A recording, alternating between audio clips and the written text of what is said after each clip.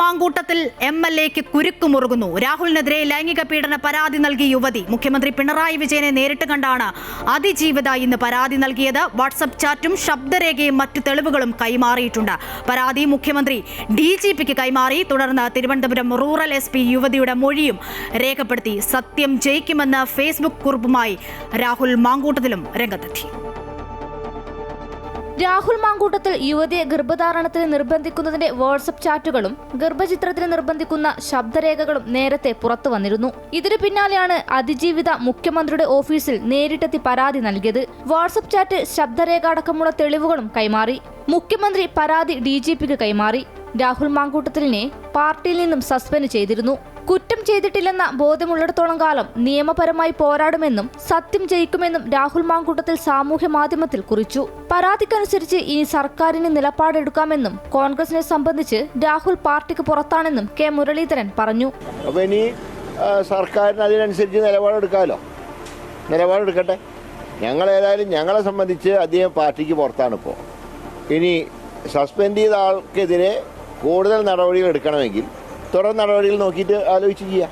ശബരിമലയിലെ സ്വർണ്ണക്കൊള്ള രാഹുൽ മാങ്കൂട്ടത്തിൽ വിഷയം കൊണ്ട് മറച്ചുപിടിക്കാനാകില്ലെന്ന് KPCC അധ്യക്ഷൻ സണ്ണി ജോസഫ് പറഞ്ഞു. തെരഞ്ഞെടുപ്പിൽ ഐക്യജനാധിപത്യ മുന്നണി ഉയർത്തുന്ന ജനകീയ പ്രശ്നങ്ങൾ, സർക്കാരിന്റെ ജനവിരുദ്ധ നയങ്ങൾ, ശബരിമലയിലെ സ്വർണ്ണക്കൊള്ള, അതൊന്നും ഇതുകൊണ്ട് മറച്ചുപിടിക്കാൻ ആർക്കും കഴിയില്ല. യുവതി ആദ്യം പോകേണ്ടത് പോലീസിലായിരുന്നുവെന്ന് കേരളത്തിന്റെ ചുമതലയുള്ള AICC general secretary Deepa Das Munshi പറഞ്ഞു. രാഹുൽ മാങ്കൂട്ടത്തിൽ MLA സ്ഥാനത്ത് നിന്ന് രാജിവെക്കണമെന്ന് CPM സംസ്ഥാന സെക്രട്ടറി MV ഗോവിന്ദൻ ആവശ്യപ്പെട്ടു. പരാതി മാത്രമല്ല, അതിനാവശ്യമായ തെളിവും നൽകിയിട്ടുണ്ട് എന്നാണ് വാർത്താ മാധ്യമങ്ങൾ മുഴുവൻ പറഞ്ഞുകൊണ്ടിരിക്കുന്നത്. ഇനി ഒരു നിമിഷം പോലും അദ്ദേഹത്തിന് ജനങ്ങളുടെ മുമ്പിൽ നിൽക്കാൻ അവകാശമില്ല എന്നുള്ളത് സത്യമാണ്. അപ്പോൾ കേരളത്തിന്റെ MLA എന്ന രീതിയിൽ അദ്ദേഹത്തിന് പ്രവർത്തിക്കാൻ സാധിക്കില്ല. അതിജീവിതയ്ക്ക് എല്ലാവിധ പിന്തുണയും ഉറപ്പു നൽകി മന്ത്രിമാരായ വീണ ജോർജും ശിവൻകുട്ടിയും ഫേസ്ബുക്ക് കുറിപ്പുമായി രംഗത്തെത്തി. രാഹുലിനെ ഉടൻ അറസ്റ്റ് ചെയ്യണമെന്ന് BJP നേതാവ് K സുരേന്ദ്രൻ ആവശ്യപ്പെട്ടു. ഒരു പൊതുപ്രവർത്തകനിൽ നിന്നും ഒരു കാലത്തും സംഭവിക്കാൻ പാടില്ലാത്ത കാര്യങ്ങളാണ് ഒരു MLA എന്നുള്ള നിലയിൽ കോൺഗ്രസിന്റെ ഒരു യുവ MLA നടത്തിയിരിക്കുന്നത്. പ്രശ്നം അതീവ ഗൗരവതരമാണ്. കോൺഗ്രസിന് എന്തെങ്കിലും ഒരു ധാർമ്മികതയുണ്ടെങ്കിൽ പാലക്കാട് MLA അടിയന്തരമായി രാജിവെപ്പിക്കണം. അമൃത ന്യൂസ്, തിരുവനന്തപുരം. തദ്ദേശ തെരഞ്ഞെടുപ്പ് അടുത്തിരിക്കുന്ന ഈ ഒരു സമയത്ത് പാർട്ടി പ്രതിരോധത്തിലാക്കും എന്നത് ഉറപ്പാണ്. പ്രചാരണത്തിനടക്കം രാഹുൽ ഇറങ്ങണോ എന്നത് സ്ഥാനാർത്ഥിക്ക് തീരുമാനിക്കാം എന്നതാണ് KPCC കഴിഞ്ഞ ദിവസം നിലപാട് അറിയിച്ചത്. എന്നാൽ ഇനി രാഹുൽ എന്ത് തീരുമാനമെടുക്കും, എങ്ങനെ ഇതിനോട് പ്രതികരിക്കും എന്നതാണ് അറിയേണ്ടത്. ഈ പരാതി നൽകിയ യുവതിയുടെ മൊഴി ഒക്കെ ഇനിയിപ്പോൾ റൂറൽ SP എടുത്തിരിക്കുകയാണ്. വിവരങ്ങൾ നൽകാൻ അൺഫിൽറ്റർ ഡിസൂസയുണ്ട് തിരുവനന്തപുരത്തു നിന്നും. അൺഫിൽറ്റർ, യുവതി നേരിട്ട് മുഖ്യമന്ത്രിക്ക് പരാതി നൽകിയ സ്ഥിതിക്ക് ഇനിയുള്ള തുടർ നടപടി എന്താകും? അറസ്റ്റിലേക്കൊക്കെ ക്കാനുള്ള സാധ്യത എത്രത്തോളമാണ്? FIR ഉടൻ ഉണ്ടാകുമെന്ന സൂചനകളൊക്കെ പുറത്തു വരുന്നുണ്ടല്ലോ അൺഫിലിറ്റ്.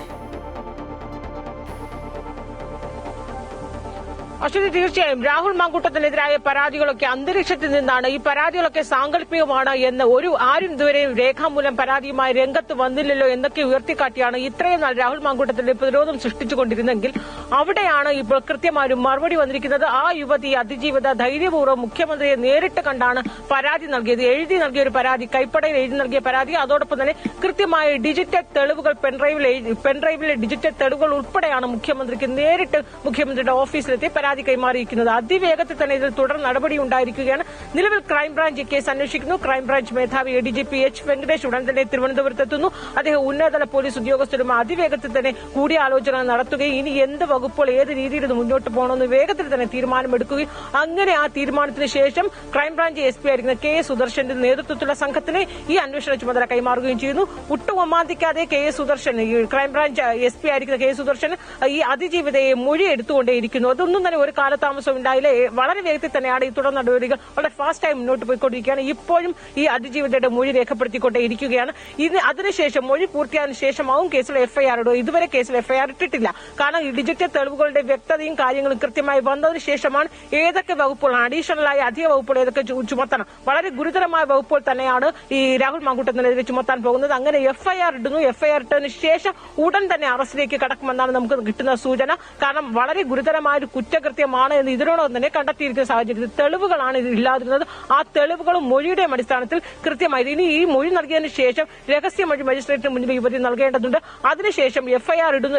അതിനു മുന്നേ തന്നെ എഫ്ഐആർ ഇടും. എഫ്ഐആർ ഇട്ട ഉടനെ തന്നെ രാഹുൽ മാങ്കൂട്ടത്തിനെ അറസ്റ്റിലേക്ക് കടക്കും. അതേസമയം രാഹുൽ മാങ്കൂട്ടത്തിലാണല്ലേ ഇപ്പോൾ നിലവിൽ എവിടെയാണെന്ന് ഇതുവരെ ട്രേസ് ചെയ്യാൻ അന്വേഷണ ഉദ്യോഗസ്ഥർ കഴിഞ്ഞിട്ടില്ല എന്നാണ് മനസ്സിലാക്കുന്നത്.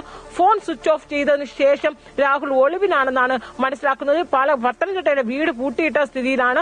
ഒപ്പം തന്നെ പാലക്കാട്ടെ MLA ഓഫീസും പൂട്ടിയിട്ടിരിക്കുകയാണ്. MLA ഓഫീസിൽ ഇതിനോടകം തന്നെ ഇപ്പോൾ തന്നെ ഈ വാർത്ത പുറത്തു വന്നതോടുകൂടി തന്നെയും ഡിവൈഎഫ്ഐ പ്രവർത്തകർ BJP യുവമോർച്ച പ്രവർത്തകരും വലിയ രീതിയിൽ തന്നെ പ്രതിഷേധവുമായി പാലക്കാട് MLA ഓഫീസിന് മുന്നിൽ എത്തിയിട്ടുണ്ട്. ഇപ്പോഴും പോലീസും പ്രവർത്തകരും തമ്മിലൊരു സംഘർഷാവസ്ഥ നിലനിൽക്കുന്നു. പാലക്കാട് MLA ഓഫീസിന് കനത്ത സുരക്ഷാ വലയം തീർത്തിരിക്കുകയാണ്. അവിടെ റീത്ത് വെച്ചൊക്കെയാണ് പ്രതിഷേധിച്ച് MLA ഓഫീസിൽ റീത്ത് വെച്ചാണ് പ്രതിപക്ഷ പാർട്ടികളൊക്കെ പ്രതിഷേധിച്ചുകൊണ്ടിരിക്കുന്നത്. എന്തായാലും രാഹുൽ മാങ്കൂട്ടത്തിനെ ഉടൻ തന്നെ അറസ്റ്റ് ചെയ്യും. അറസ്റ്റിലേക്ക് കടക്കും. എഫ്ഐആർ ഇട്ടാൽ ഉടൻ തന്നെ അറസ്റ്റ് ചെയ്യുമെന്നാണ് മനസ്സിലാക്കുന്നത്. അങ്ങനെയെങ്കിൽ വലിയ രീതിയിൽ തന്നെ പ്രത്യാഘാതമൊക്കെ ഉണ്ടാകുമെന്ന കാര്യത്തിൽ യാതൊരു സംശയമില്ല അശ്വതി. കാരണം ഈ ഒരു വിഷയത്തിൽ രാഹുൽ മാങ്കൂട്ടത്തിനെതിരെ ഇപ്പോൾ ഉണ്ടായിരിക്കുന്നത് കോൺഗ്രസിൽ തന്നെ ഭിന്ന അഭിപ്രായം നേരത്തെ തന്നെ ഉണ്ടായിരുന്നു. വ്യത്യസ്ത അഭിപ്രായം. കാരണം രാഹുലിനെതിരെ പാർട്ടിയിൽ നിന്ന് അതന്നെയാണ് അൺഫിൽട്ട് സൂചിപ്പിച്ച പോലെ തന്നെ വലിയ പ്രതിഷേധമൊക്കെ നമ്മൾ പാലക്കാട് അടക്കം കണ്ടു. പാർട്ടി രണ്ട് തട്ടിലാണ്. പക്ഷെ പാർട്ടിക്ക് ഇനി പരാതിയില്ലല്ലോ എന്ന് പറഞ്ഞ് പിടിച്ചു നിൽക്കാൻ കഴിയില്ല. തദ്ദേശ തെരഞ്ഞെടുപ്പൊക്കെയാണ് വരുന്നത്. ഇതെന്തായാലും പാർട്ടിയെ പ്രതിരോധത്തിലാക്കുമെന്നത് ഉറപ്പാണ്. നടപടിയെടുക്കണമെന്ന വനിതാ വിഭാഗം അടക്കമുള്ളവർ പറയുന്നു. കെ മുരളീധരൻ ഇന്നുകൂടി പറഞ്ഞ കാര്യമാണ് അത്. സത്യം ജയിക്കുമെന്നാണ് രാഹുലിന്റെ പ്രതികരണം വന്നിട്ടുള്ളത്. പാലക്കാട് MLA ഓഫീസിന് കനത്ത സുരക്ഷ ഒരുക്കുമ്പോൾ ഈ തദ്ദേശ തെരഞ്ഞെടുപ്പ് അടുത്തിരിക്കെ പാർട്ടി വീണ്ടും പ്രതിരോധത്തിലാകുന്നു. രാഹുലിന്റെ കുരുക്ക് മുറുകുന്നു. ഇതിനെയൊക്കെ പാർട്ടി എങ്ങനെ പ്രതിരോധിക്കും? എങ്ങനെയാണ് ഒരു പ്രതിരോധം സൃഷ്ടിക്കുക എന്നതാണ് നമ്മൾ മനസ്സിലാക്കേണ്ടത്.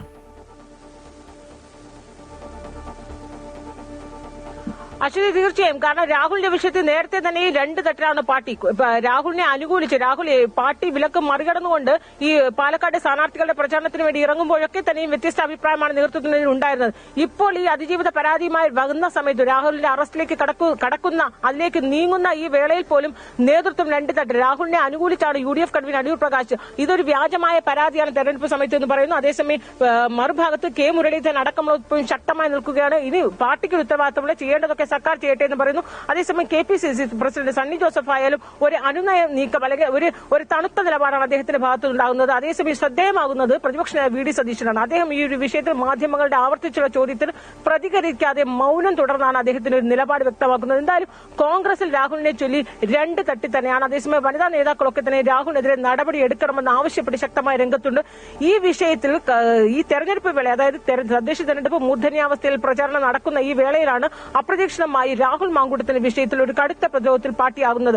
പ്രത്യേകിച്ച് ഭരണപക്ഷത്ത് CPM-നാകട്ടെ ഈ ശബരിമല സ്വർണ്ണക്കൊള്ളയുമായി ബന്ധപ്പെട്ട് CPM-ന്റെ പ്രമുഖ നേതാക്കൾ പത്മകുമാർ അടക്കം ജയിലിലായിരിക്കുന്ന റിമാൻഡിലായിരിക്കുന്ന ഈ സാഹചര്യത്തിലാണ് വീട് കിട്ടിയ ഒരു ആയുധം എന്ന നിലയിൽ പ്രതിപക്ഷം ഭരണപക്ഷത്ത് CPM BJP ഇത് ആഘോഷിക്കുമ്പോൾ കടുത്ത പ്രതിരോധത്തിലായിരിക്കുന്നത് കോൺഗ്രസ് ആണ്. കാരണം കോൺഗ്രസിന് രാഹുൽ മാങ്കൂട്ടത്തിന്റെ വിഷയം ഒരുപക്ഷെ രാഹുലിനെ നാളെയോ അറസ്റ്റ് ചെയ്യേണ്ട ഒരു സാഹചര്യം MLA അറസ്റ്റിലാവുന്ന ഒരു സാഹചര്യം ഉണ്ടാവുകയാണെങ്കിൽ കടുത്ത പ്രതിരോധത്തിലാകും കോൺഗ്രസ്, പ്രതിക്കൂട്ടിലാവുകയും ചെയ്യും. കാരണം കോൺഗ്രസ് പാർട്ടിയിൽ നിന്ന് പ്രാഥമിക തലത്തിൽ രാഹുൽ മാങ്കൂട്ടത്തെ പുറത്താക്കിയെങ്കിൽ ഇപ്പോഴും രാഹുൽ ഒരു പാർട്ടി പ്രവർത്തകനായി തന്നെ പാർട്ടിയുടെ വേദിയിൽ പങ്കെടുക്കുന്നില്ല എങ്കിൽ പോലും പാർട്ടിക്ക് അനുകൂലമായി നിലപാടെടുക്കുകയും പാർട്ടി പ്രവർത്തകരുടെ പ്രചാരണത്തിലൂടെ പങ്കെടുക്കുകയും ഒക്കെ ചെയ്യുന്നു. അവിടെ ഒരു കൃത്യമായ നിലപാടെടുക്കാൻ കോൺഗ്രസിന് കഴിയുന്നില്ല. എന്തായാലും മറുഭാഗത്ത് CPM-ഉം BJP-യും വലിയ രീതിയിൽ നാളെ മുതൽ ഈ വിഷയം ആയുധമാക്കുകയും ആളി കത്തിക്കുകയും ഒക്കെ ചെയ്യുമ്പോൾ കോൺഗ്രസ് എല്ലാ അർത്ഥത്തിലും പൂർണ്ണമായും പ്രതിരോധത്തിലാകുന്നു. കോൺഗ്രസിനെ രാഹുൽ മാങ്കൂട്ടത്തിലെ എത്ര തന്നെ തള്ളി പറഞ്ഞാൽ പോലും രാഹുൽ മാങ്കൂട്ടത്തെ പിന്തുണയ്ക്കുന്ന വലിയൊരു വിഭാഗം നേതൃനിരയിലുണ്ട് എന്നതാണ് കോൺഗ്രസിനെ സംബന്ധിച്ച് നേതൃത്വ തലത്തിൽ പോലും ഒരു ഐക്യം ഒരു വിഷയത്തിൽ ഇപ്പോഴും സ്വരൂപിക്കാൻ സാധിച്ചില്ല എന്ന് പറയുമ്പോഴാണ്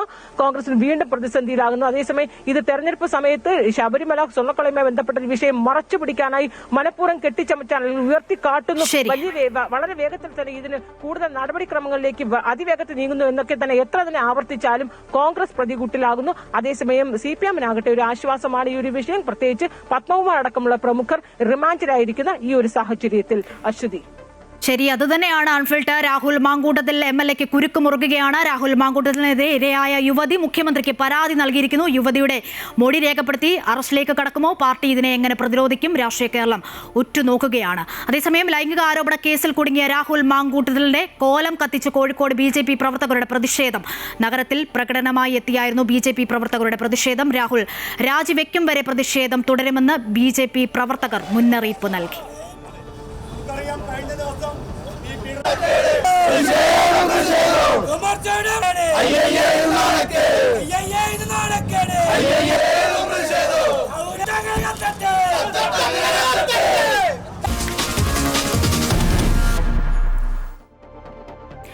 ശബരിമല സ്വർണ്ണക്കൊള്ളയിൽ ഇനി കുരുക്കിലാകുന്നത് ആരൊക്കെ? സർക്കാരിനും ബോർഡിനും തന്ത്രിക്കും കുരുക്കായി ദേവസ്വം ബോർഡ് മുൻ പ്രസിഡന്റ് A. പത്മകുമാറിന്റെ മൊഴി.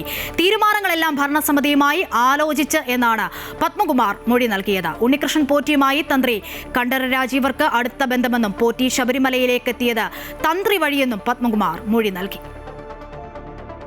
തന്ത്രി കണ്ഠരര് രാജീവരുടെയും ഉദ്യോഗസ്ഥരുടെയും പിൻബലത്തിലാണ് ഉണ്ണികൃഷ്ണൻ പോറ്റി ശബരിമലയിൽ ശക്തനായതെന്ന് ദേവസ്വം ബോർഡ് മുൻ പ്രസിഡന്റും CPM നേതാവുമായ A. പത്മകുമാർ SITക്ക് മൊഴി നൽകി. ശബരിമലയിൽ സ്പോൺസറാകാൻ ഉണ്ണികൃഷ്ണൻ പോറ്റി സർക്കാരിൽ ആരെയൊക്കെ സമീപിച്ചു എന്ന കാര്യത്തിൽ ഇനി വ്യക്തത വരുത്തേണ്ടതുണ്ട്. പത്മകുമാർ ഇതിൽ എന്തൊക്കെ വിവരങ്ങൾ നൽകുമെന്നത് നിർണായകമാണ്. അതേസമയം ശബരിമല സ്വർണ്ണക്കൊള്ളയിൽ ഹൈക്കോടതി നിർദ്ദേശിച്ച 6 ആഴ്ചത്തെ സമയപരിധി അവസാനിച്ചിട്ടും അന്വേഷണം പൂർത്തിയാക്കാൻ SITക്ക് സാധിച്ചിട്ടില്ല.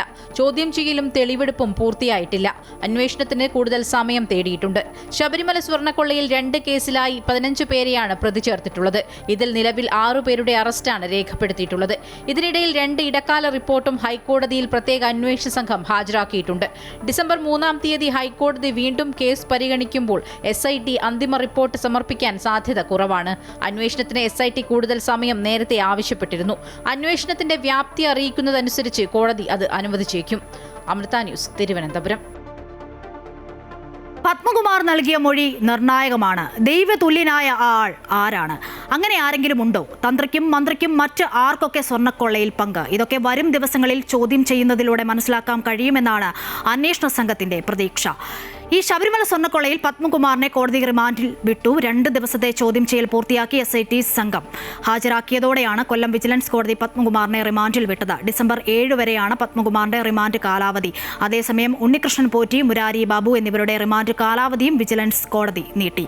ഇരുവരുടെയും റിമാൻഡ് അവസാനിച്ചതോടെയാണ് 14 ദിവസത്തേക്ക് റിമാൻഡ് കാലാവധി നീട്ടിയത്. ഉണ്ണികൃഷ്ണൻ പോറ്റിക്കായി അന്വേഷണ സംഘം വീണ്ടും കസ്റ്റഡിയിൽ അപേക്ഷ നൽകും. പത്മകുമാറിൽ നിന്നും പുറത്തു വന്ന വിവരങ്ങളുടെ കൂടി അടിസ്ഥാനത്തിലാകും ഉണ്ണികൃഷ്ണൻ പോറ്റിയെ കൂടുതൽ ചോദ്യം ചെയ്യുക.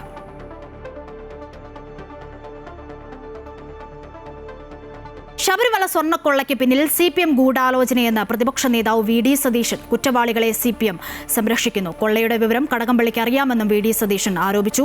എന്നാൽ ശബരിമല സ്വർണ്ണക്കൊള്ള കേസിൽ SITയുടെ കസ്റ്റഡിയിലുള്ള A. പത്മകുമാർ അടക്കമുള്ളവർ പല സത്യങ്ങളും വെളിപ്പെടുത്തുമോ എന്നുള്ള പേടിയാണ് CPMനെന്ന് രമേശ് ചെന്നിത്തലയും പ്രതികരിച്ചു. ദേവസ്വത്തിന്റെ സ്വത്ത് ആര് അപഹരിച്ചാലും ശിക്ഷിക്കപ്പെടണമെന്നാണ് CP സംസ്ഥാന സെക്രട്ടറി ബിനോയ് വിശ്വം ഇന്ന് പ്രതികരിച്ചത്. ശബരിമലയിൽ നടന്ന ഈ സ്വർണ്ണക്കൊള്ള അത് ഈ തെരഞ്ഞെടുപ്പിലെ ഏറ്റവും പ്രധാന വിഷയമാകും, ഒരു സംശയം വേണ്ട. കാരണം അതിൻ്റെ പുറകിൽ ഒരു CPM ഗൂഢാലോചന നടന്നിട്ടുണ്ട്. ഇതിൻ്റെ അകത്ത് പങ്കാളികളായ ആളുകളെ ഇപ്പോഴും CPM സംരക്ഷിക്കുകയാണ്.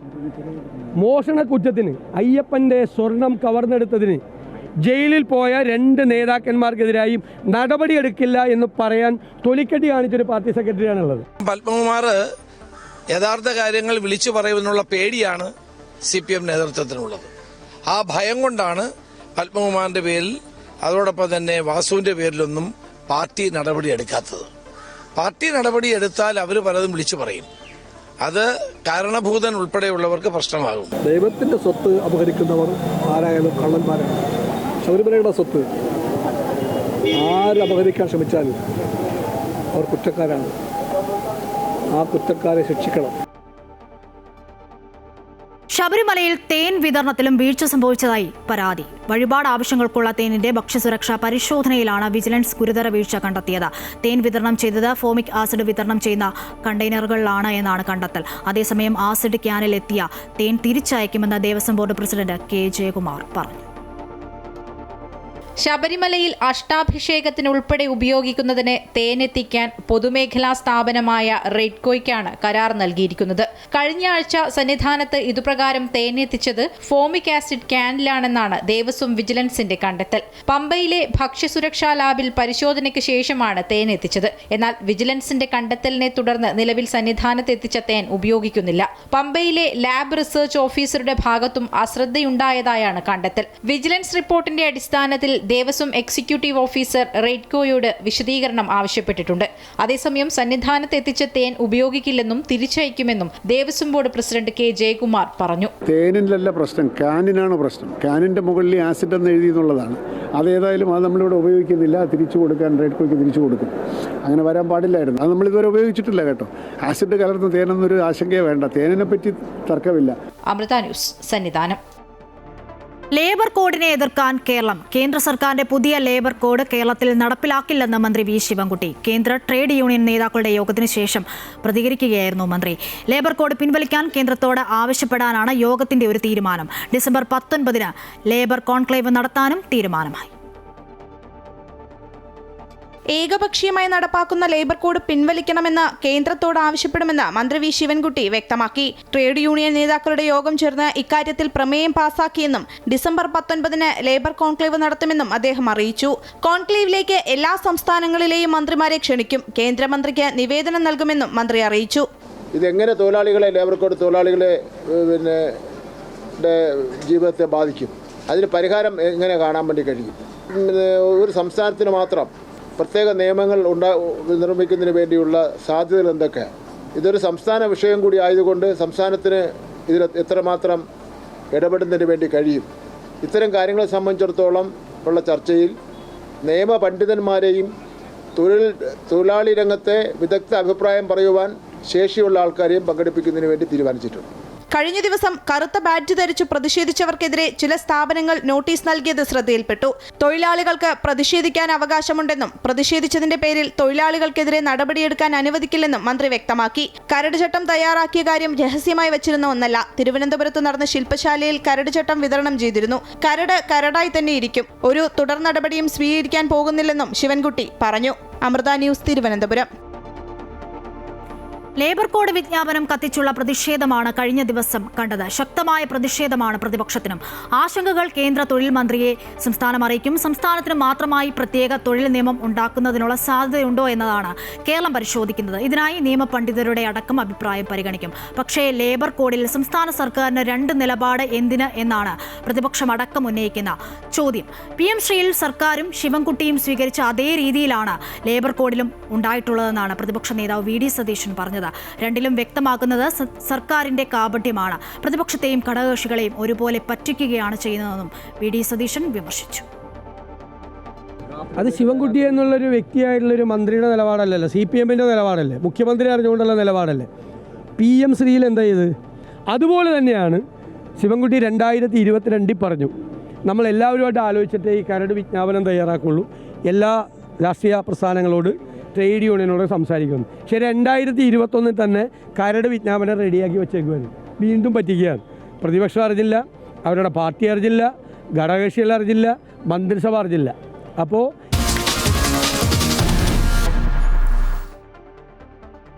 മുനമ്പം നിവാസികളുടെ റവന്യൂ അവകാശങ്ങൾ പുനഃസ്ഥാപിച്ചു കിട്ടുന്നതിനായി മുനമ്പം ഭൂസംരക്ഷണ സമിതി നടത്തിവന്ന റിലേ നിരാഹാര സമരം അവസാനിപ്പിക്കുന്നു. നാളെ ചേരുന്ന മുനമ്പം ഭൂസംരക്ഷണ സമിതിയുടെ കോർ കമ്മിറ്റി യോഗം ചേർന്ന് ഇത് സംബന്ധിച്ച് തീരുമാനമെടുക്കും. വിഷയത്തിൽ തുടർ സമരങ്ങളും നിയമ പോരാട്ടങ്ങളും ഏത് തരത്തിൽ മുൻപോട്ട് കൊണ്ടുപോകണമെന്ന കാര്യം സമുദായ സംഘടനകളുടെ യോഗം ചേർന്ന് തീരുമാനിക്കും.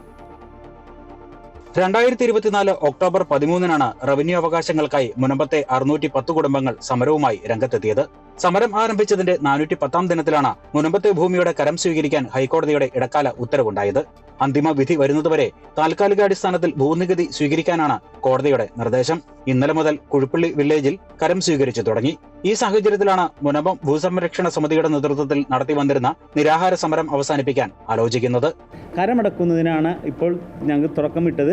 പോക്കുവരവ് ചെയ്യുന്നതിന് ഒരു സ്പെഷ്യൽ ഡെസ്ക് തന്നെ ഓപ്പൺ ചെയ്യാമെന്നാണ് പറഞ്ഞിരിക്കുന്നത്. ഞങ്ങളുടെ പേരിൽ പോക്കുവരവ് ചെയ്തിട്ടുണ്ടെങ്കിൽ ഞങ്ങൾക്ക് റവന്യൂ അവകാശങ്ങൾ തൊട്ടടുത്ത പൊസഷൻ സർട്ടിഫിക്കറ്റ് ഞങ്ങൾക്ക് ലഭിക്കണം. അതേപോലെ രജിസ്ട്രേഷൻ നടത്താൻ പറ്റും. ഹൈക്കോടതി ഡിവിഷൻ ബെഞ്ച് ഒരു പ്രോപ്പർട്ടി വഖഫല്ല എന്ന് പറഞ്ഞിട്ടുണ്ടെങ്കിൽ അത് അനുസരിക്കാൻ മാത്രമേ ഡിവിഷൻ ഈ പറയുന്ന ട്രിബ്യൂണലിന് സാധിക്കുകയുള്ളൂ.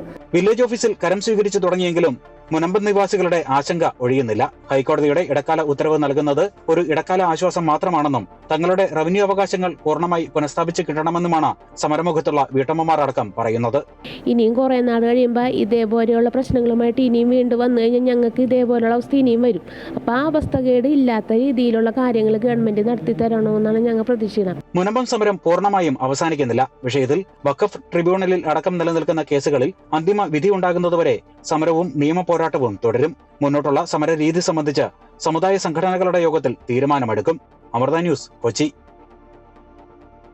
CPI സംസ്ഥാന സെക്രട്ടറി ബിനോയ് വിശ്വം മുനമ്പം സമരപ്പന്തൽ സന്ദർശിച്ചു. മുനമ്പം ജനതയുടെ റവന്യൂ അവകാശങ്ങൾ സംരക്ഷിക്കാൻ സർക്കാർ പ്രതിജ്ഞാബദ്ധമാണെന്ന് അദ്ദേഹം പറഞ്ഞു. മുനമ്പത്തെ പ്രശ്നം പൂർണ്ണമായും പരിഹരിക്കപ്പെട്ടിട്ടില്ല, എന്നാൽ പ്രധാന കടമ്പ കടന്നുവെന്നും ബിനോയ് വിശ്വം പറഞ്ഞു. പക്ഷേ ഇപ്പോൾ താണ്ടിയ ദൂരത്തേക്കാളും ആ ദൂരം ചെറുതാണ്. ഇനി ദൂരം താണ്ടാൻ ബാക്കിയുള്ളത് ഇതിനേക്കാളും വലുതല്ല, ചെറുതാണ്. മുനമ്പത്തെ ഈ ഭൂമി ഇവിടെ ജീവിച്ചു പോരുന്ന മനുഷ്യരുടെ സ്വന്തം ഭൂമിയാണെന്നും അവർക്ക് പട്ടയമടക്കമുള്ള എല്ലാ അവകാശങ്ങളും ഉണ്ടാകുമെന്ന് ഉറപ്പാക്കും വരെ അവരുടെ കൂടെ കമ്മ്യൂണിസ്റ്റ് പാർട്ടിയും LDFും ഉണ്ടാകുമെന്ന് പറയാൻ വേണ്ടിയാണ് ഞാൻ വന്നത്.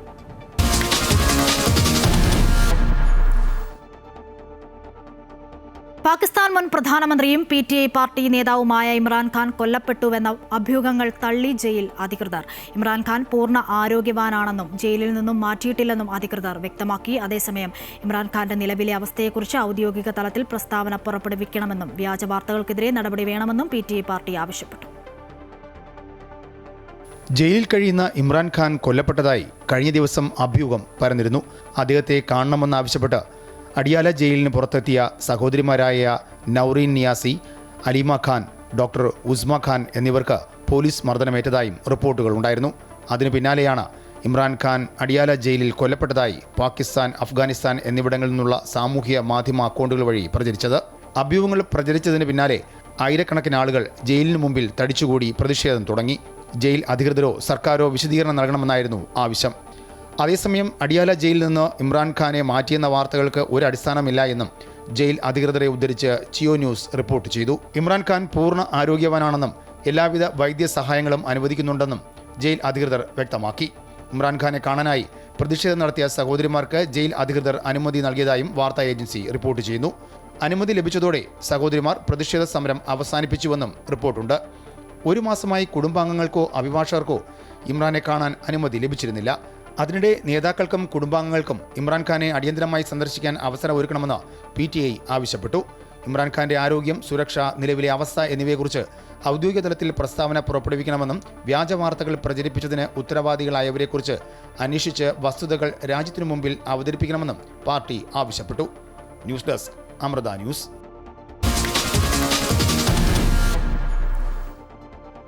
കശുവണ്ടി കോർപ്പറേഷൻ അഴിമതിയിൽ INTUC സംസ്ഥാന പ്രസിഡന്റ് R ചന്ദ്രശേഖരനെയും കോർപ്പറേഷൻ MD K രതീഷിനെയും സംരക്ഷിച്ച സർക്കാർ. കശുവണ്ടി ഇറക്കുമതി അഴിമതി കേസിൽ പ്രോസിക്യൂഷൻ അനുമതി നൽകാൻ തെളിവില്ലെന്ന് സർക്കാർ ഹൈക്കോടതിയിൽ അറിയിച്ചു.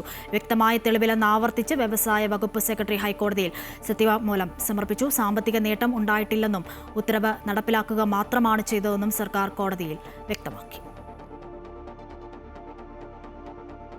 ചോറ്റാനിക്കര ക്ഷേത്ര പരിസരത്തെ മാലിന്യ പ്രശ്നത്തിൽ ഇടപെട്ട് ഹൈക്കോടതി. ക്ഷേത്ര പരിസരത്ത് മാലിന്യം കുമിഞ്ഞുകൂടുന്ന സാഹചര്യം ഉണ്ടാകരുതെന്ന് ഹൈക്കോടതി നിർദ്ദേശിച്ചു. ആരോഗ്യ വിഭാഗം പരിശോധന നടത്തി 10 ദിവസത്തിനുള്ളിൽ റിപ്പോർട്ട് നൽകണമെന്നും ഡിവിഷൻ ബെഞ്ച് നിർദ്ദേശിച്ചു. ക്ഷേത്രത്തിനുള്ളിലെയും പരിസരത്തെയും ശുചിത്വം സംബന്ധിച്ച നിലവിലെ സാഹചര്യവും അറിയിക്കണമെന്നാണ് നിർദ്ദേശം. ക്ഷേത്ര പരിസരത്തെ ശുചിത്വം ഉറപ്പുവരുത്തേണ്ട ബാധ്യത ക്ഷേത്ര ഉപദേശക സമിതിക്കുണ്ടെന്നും വീഴ്ച വരുത്തിയാൽ ഗൗരവത്തോടെ കാണുമെന്നും ദേവസ്വം ബെഞ്ച് മുന്നറിയിപ്പ് നൽകി.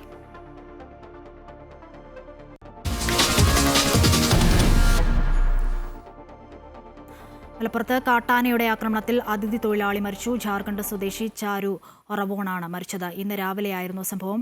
ടാപ്പിങ്ങിന് ശേഷം താമസ സ്ഥലമായ അരയാട് എസ്റ്റേറ്റിലേക്ക് മടങ്ങുമ്പോഴായിരുന്നു കാട്ടാനയുടെ ആക്രമണം. ഇതിനിടയിൽ റബ്ബർ മരത്തിനിടയിൽ നിൽക്കുകയായിരുന്ന കാട്ടാന തൊഴിലാളിയെ ആക്രമിക്കുകയായിരുന്നു.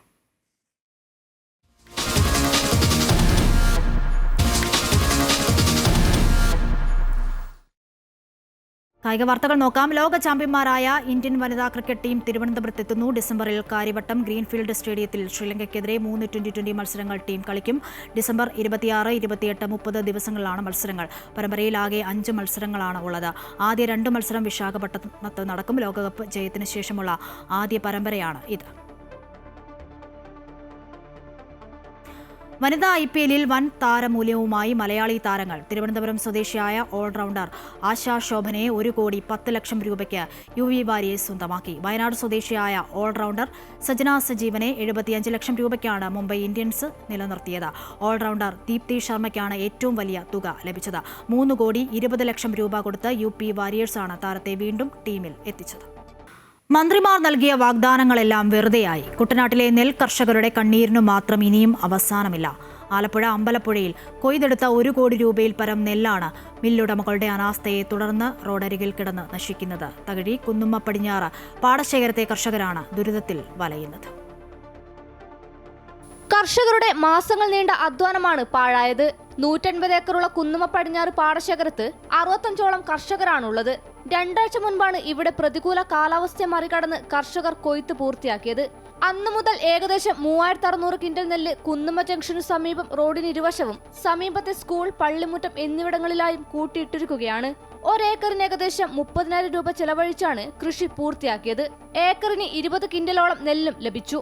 കൊയ്ത്ത് കഴിഞ്ഞപ്പോൾ മില്ലുടമകളുടെ ഏജന്റ് എത്തിയെങ്കിലും 7 കിലോ കിഴിവാണ് ആവശ്യപ്പെട്ടത്. കഴിഞ്ഞ തവണ 2 കിലോ കിഴിവ് നൽകിയതോടെയാണ് സംഭരണം നടന്നത്. ഇത്തവണ നല്ല നെല്ലായിട്ടും കർഷകരെ ചൂഷണം ചെയ്യാൻ 7 കിലോ കിഴിവാണ് ഏജന്റുമാർ ആവശ്യപ്പെട്ടിരിക്കുന്നത്. ഇത് നൽകാൻ തയ്യാറല്ല എന്ന നിലപാടിലാണ് കർഷകർ. നെല്ല് സംഭരണത്തിന് മുൻകൈയെടുത്ത് കർഷകരെ സഹായിക്കേണ്ട ഉദ്യോഗസ്ഥരാരും ഇവിടേക്ക് എത്തിയിട്ടില്ലെന്നും കർഷകർ പറയുന്നു. ഈ നെല്ല് കൊയ്തിട്ട് 15 ദിവസമായി. ഇത് കൊയ്ത് മൊത്തം കരയ്ക്ക് കയറിയാലോ പാടി ഓഫീസിൽ നിന്ന് ആളെ വരത്തുള്ളൂ. അതുവരെ ഈ നെല്ല് ഇവിടെ കിടന്ന് നനഞ്ഞ് ഒരിപ്പോക്ക് പോവുക. ഇത് ഞങ്ങൾ അനുഭവിക്കാൻ വന്നിരിക്കുക. 6 മാസം കൊണ്ട് ഞങ്ങൾ അനുഭവിക്കും. അത് കഴിഞ്ഞ് ഞങ്ങൾ വേറെ എന്തെങ്കിലും തീരുമാനിക്കാം. ഇത് ആണ്ടും കാലം ഇത് തന്നെ, ആണ്ടും കാലം. 13 ദിവസത്തോളമായിട്ട് നെല്ല് മഴയത്തും കാറ്റിലും ഒക്കെ ഇവിടെ കിടക്കുകയാണ്. അതിന് മുമ്പായിട്ട് തന്നെ മഴ പെയ്ത് കൊയ്തെടുക്കുന്നതിന് സാങ്കേതിക പ്രശ്നം ഉണ്ടായിരുന്നു. ഇപ്പോൾ കൊയ്തിട്ടതിന് ശേഷം മില്ല് ലൊക്കേറ്റ് ചെയ്ത് 23-ാം തീയതി മില്ല് ലൊക്കേറ്റ് ചെയ്തതാണ്. ഇപ്പോൾ അയാൾ പറയുന്നത് 7 കിലോ കൊടുത്താൽ നെല്ല് നാളെ മുതൽ എടുക്കാം. 7 കിലോ കൊടുക്കാനായിട്ട് ഇവിടെ കർഷകരാരും സമ്മതിക്കുന്നത്. അത് 1-ാം തരം നെല്ലാണ്. കർഷകരെ കിഴിവിന്റെ പേരിൽ വലക്കുന്ന മില്ലുടമകൾക്കും ഏജന്റുമാർക്കും കുടപിടിക്കുന്ന നിലപാടാണ് പാടി ഓഫീസർ ഉൾപ്പെടെയുള്ള ഉദ്യോഗസ്ഥർ സ്വീകരിക്കുന്നത്. പാടശേഖരത്ത് കൊയ്ത്തു കഴിയുമ്പോൾ നെല്ല് റോഡിലെത്തിക്കാൻ വള്ളക്കൂലി, തൂക്കുകൂലി, വാരിക്കോരിക്കൂലി തുടങ്ങിയവയിൽ 300 രൂപയോളം അധിക ചെലവാണ് കർഷകർക്ക്. ഇതെല്ലാം നൽകിയെത്തിച്ച നെല്ല് സംഭരിക്കാൻ ആളില്ലാത്ത അവസ്ഥയാണിപ്പോൾ. ഏകദേശം 8 ലക്ഷം രൂപയുടെ നെല്ലാണ് ഇപ്പോഴും റോഡരികിൽ കിടക്കുന്നത്. കനത്ത മഴയിൽ നെല്ല് നശിക്കാതിരിക്കാൻ പെടാപ്പാട് പെടുകയാണ് കർഷകർ. നെല്ല് അടിയന്തരമായി സംഭരിച്ചില്ലെങ്കിൽ അടുത്ത ദിവസം ഈ നെല്ലുമായി അമ്പലപ്പുഴ തിരുവല്ല റോഡ് ഉപരോധിക്കാനാണ് നെൽകർഷക സംരക്ഷണ സമിതിയുടെ തീരുമാനം. അമൃത ന്യൂസ്, ആലപ്പുഴ.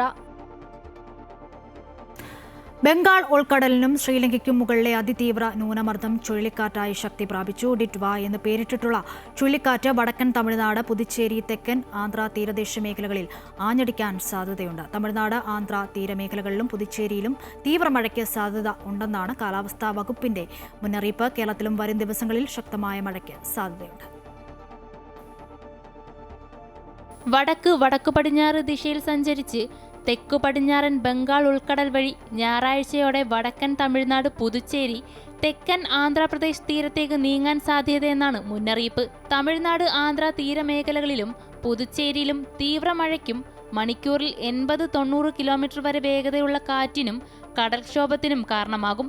പുതുച്ചേരിയിലും തമിഴ്നാട്ടിലെ 7 ജില്ലകളിലും NDRF, SDRF സംഘങ്ങളെ വിന്യസിച്ചതായി സർക്കാർ അറിയിച്ചു. ഡിറ്റ്വ ചുഴലിക്കാറ്റ് നിലവിൽ കേരളത്തിന് വലിയ ഭീഷണി ഉയർത്തില്ലെന്നാണ് വിലയിരുത്തൽ.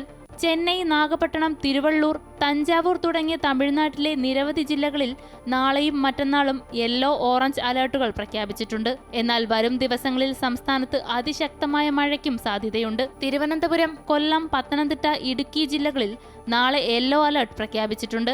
ഉയർന്ന തിരമാലകൾ കാരണം കടലാക്രമണത്തിന് സാധ്യതയുണ്ടെന്ന് ദേശീയ സമുദ്രസ്ഥിതി പഠന ഗവേഷണ കേന്ദ്രവും അറിയിച്ചു.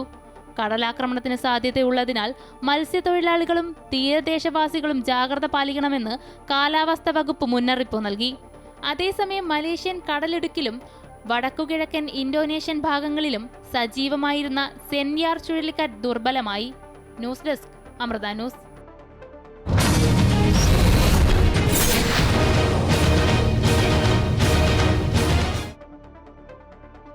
ഇനി തദ്ദേശ തെരഞ്ഞെടുപ്പ് വാർത്തകൾ നോക്കാം. ആലപ്പുഴ ജില്ലയിൽ തദ്ദേശ തെരഞ്ഞെടുപ്പ് പോരാട്ടത്തിന് ഇക്കുറി വീറും വാശിയുമേറും. നാമനിർദ്ദേശ പത്രിക പിൻവലിക്കാനുള്ള തീയതി അവസാനിച്ചതോടെ മുന്നണികൾ തങ്ങളുടെ തെരഞ്ഞെടുപ്പ് പോരാട്ടം കടുപ്പിച്ചിരിക്കുകയാണ്. പത്രിക പിൻവലിക്കാനുള്ള സമയപരിധി തിങ്കളാഴ്ച അവസാനിച്ചതോടെ ജില്ലയിലെ പോരാട്ട ചിത്രം തെളിഞ്ഞു.